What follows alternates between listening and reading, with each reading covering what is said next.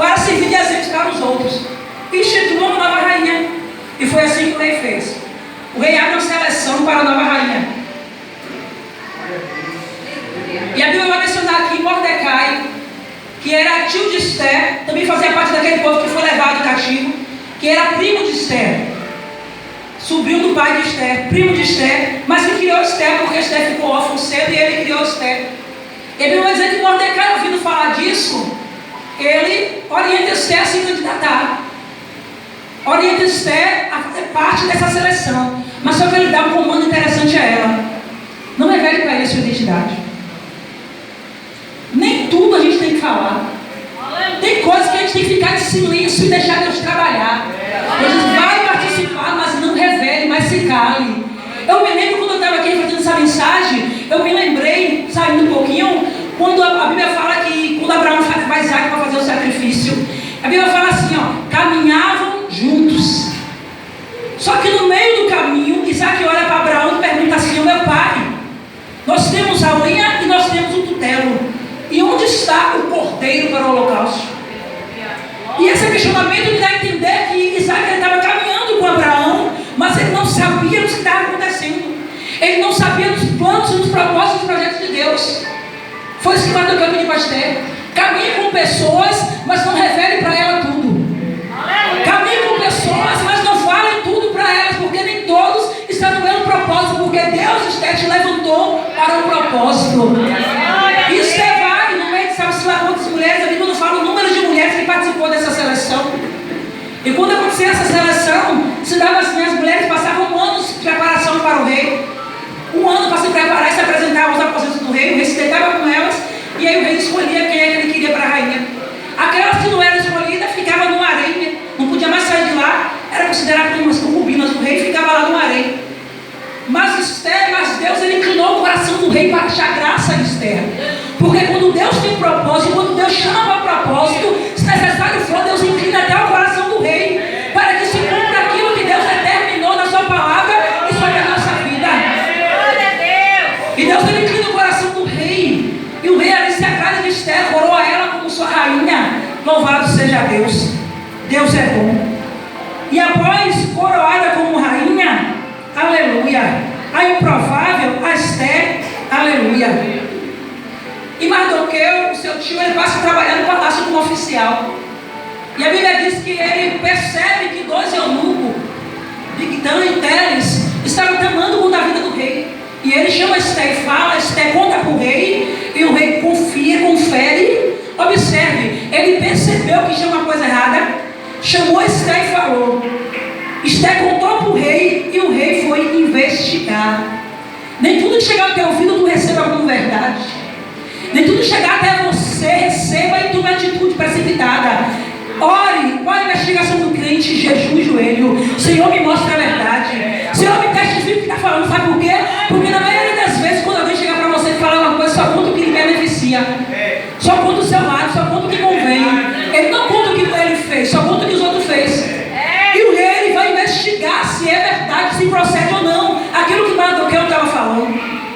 E o rei prova que é verdade, então ele manda enforcar os seus inimigos. E é o que eu acho interessante, que a Bíblia fala que o rei anotou no livro de história do rei. Deus anota tudo. Deus, ele não deixa passar nada. Deus, ele tem registrado coisas que você nem imagina. Naquele grande dia, quando Deus abriu o livro, você vai olhar assim: Senhor, o Senhor registrou isso? Registrei. Você olhou para uma pessoa que precisava e orou por ela. Registrei. Registrei, você foi fiel a mim. Registrei. Registrei, você fugiu da aparência do mal. Registrei. Registrei, você não compactou comigo em tanto deles. Registrei. Deus, ele registra tudo. Não deixa nada passar. E Deus é bom. Louvado seja Deus. E a Bíblia fala que Amã, havia um homem chamado Amã. Aleluia. Inimigo dos judeus, né? Exaltado. E o rei decretou um decreto que todos aqueles que por onde Amã passasse tinham que se curvar diante dele. E Mardoqueu, conhecido ao Evangelho como um bom servo de Deus, entendendo que o único crente deveria se curvar diante do seu Deus Todo-Poderoso, ele não se curva diante de Amã. Isso gerou fúria em Amã. Porque quando a gente se dobra, aquilo que o inimigo quer que a gente faça, ele se levanta com fúria.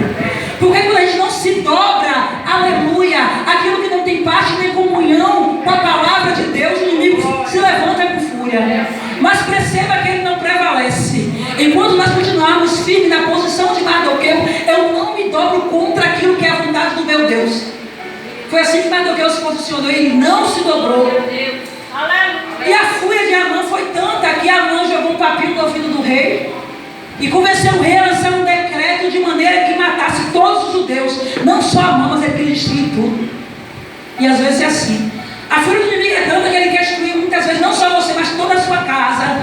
Mas é por isso que você precisa se posicionar para que o decreto de Amã seja anulado sobre você. Porque a proposta da parte de Deus, ele não te levantou à toa. Louvado seja Deus.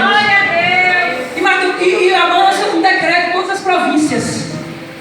Assina aí, manda cá para todas as províncias. Todos os judeus vão ser mortos, condenados à morte. Era um decreto de morte assinado pelos infernos através da vida de Amã. Louvado seja Deus. E a Bíblia vai dizer que quando os judeus soube desse decreto, ele foi bater boca? Foi? Quando soube desse decreto, ele foi fazer queixa a alguém? Eles procuraram algum advogado, procuraram algum juiz aqui na terra humano. A Bíblia fala que quando os judeus souberam desse decreto, eles foram jejuar, eles foram orar, eles foram vestir de saco, eles foram se humilhar, eles foram clamar ao rei dos reis, ao juiz dos juízes, eles foram clamar ao advogado fiel.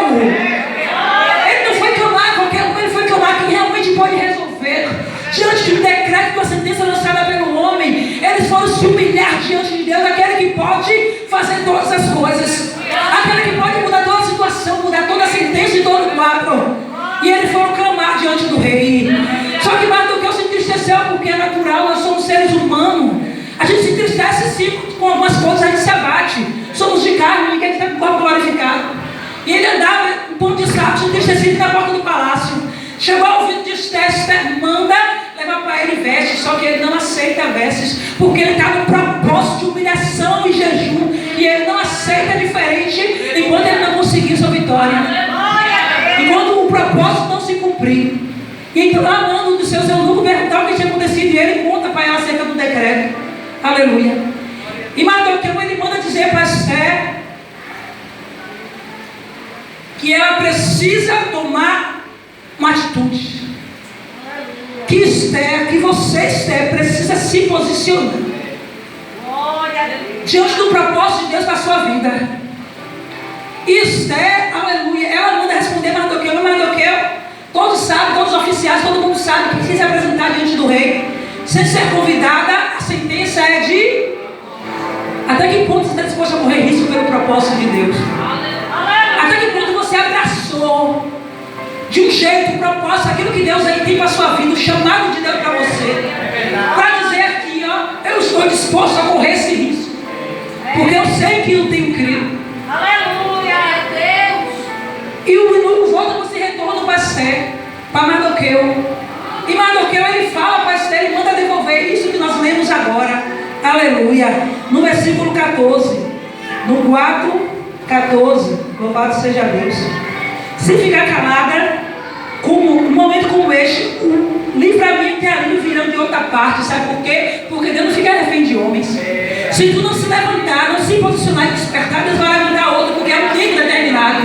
Porque quando Deus te chama é para aquele tempo. É naquele tempo que Deus quer fazer, é naquele tempo que Deus quer usar, é naquele tempo que Deus quer operar. E se tu se levantar, Deus vai mandar livro pela parte de outro. Deus vai levantar outro para colocar no teu lugar, mas vai se cumprir.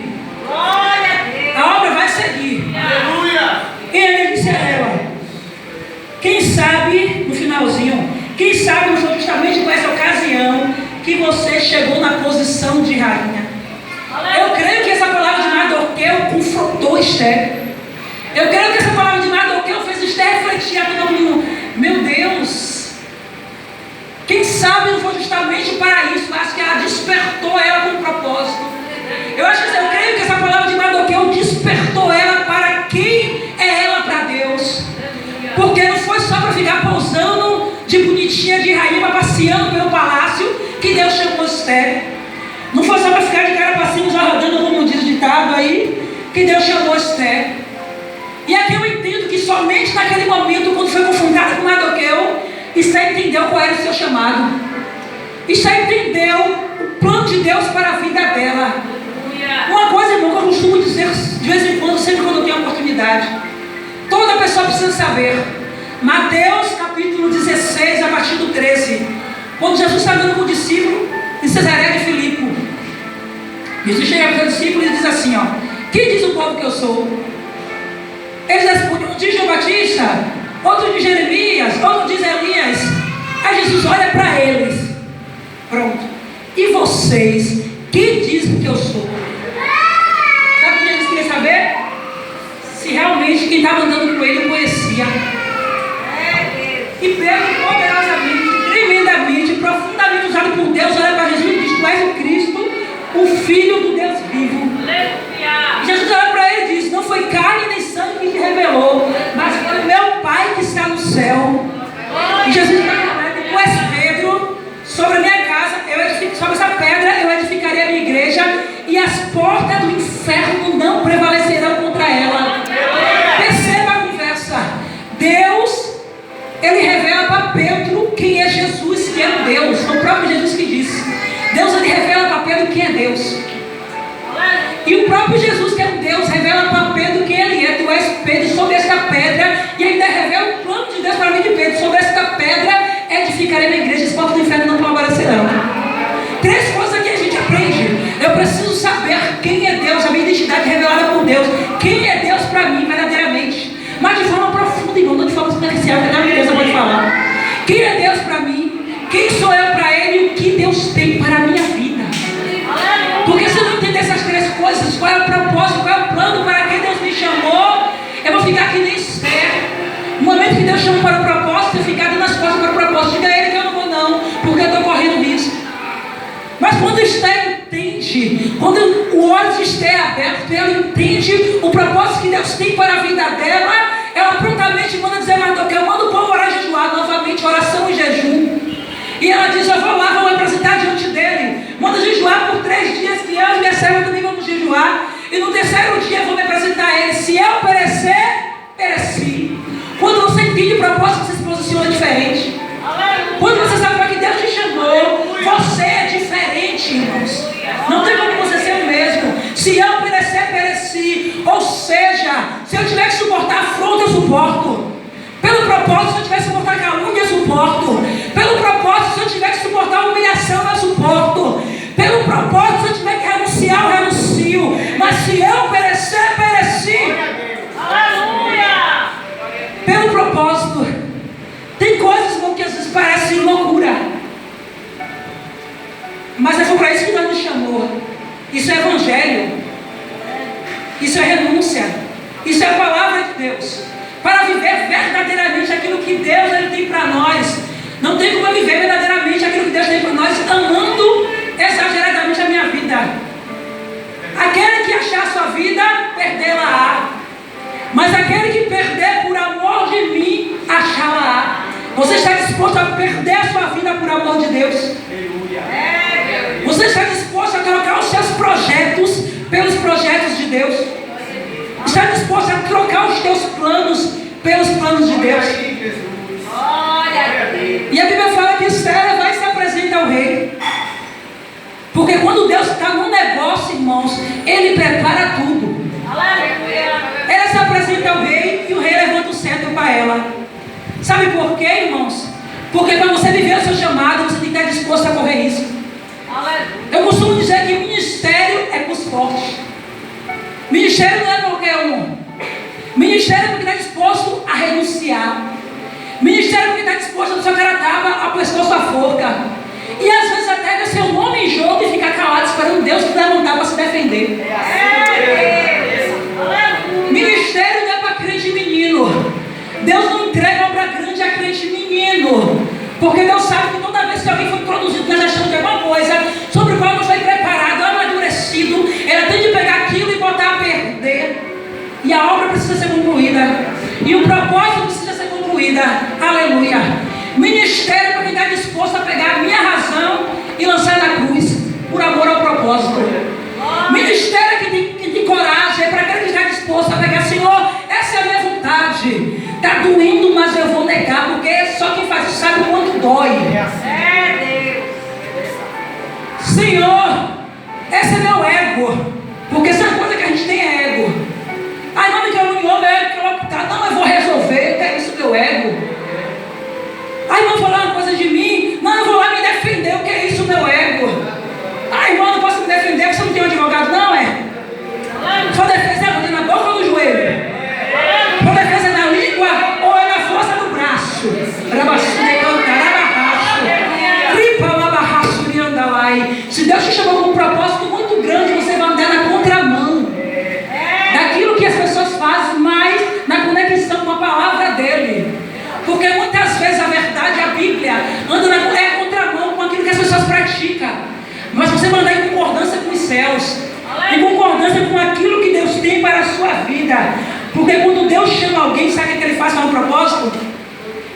desconstrói. Vem cá, minha filha, vem cá, agora eu tenho um propósito para tua vida.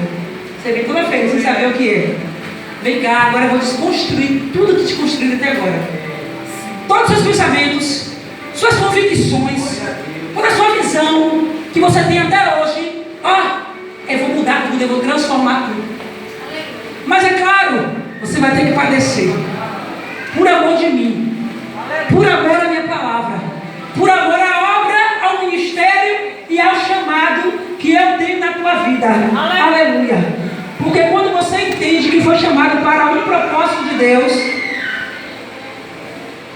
específico, você se doa.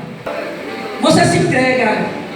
Chega um momento, irmão, que suas dores nem te importam mais. Parece loucura falar um negócio desse, né? Mas é característica de quem verdadeiramente entendeu o propósito.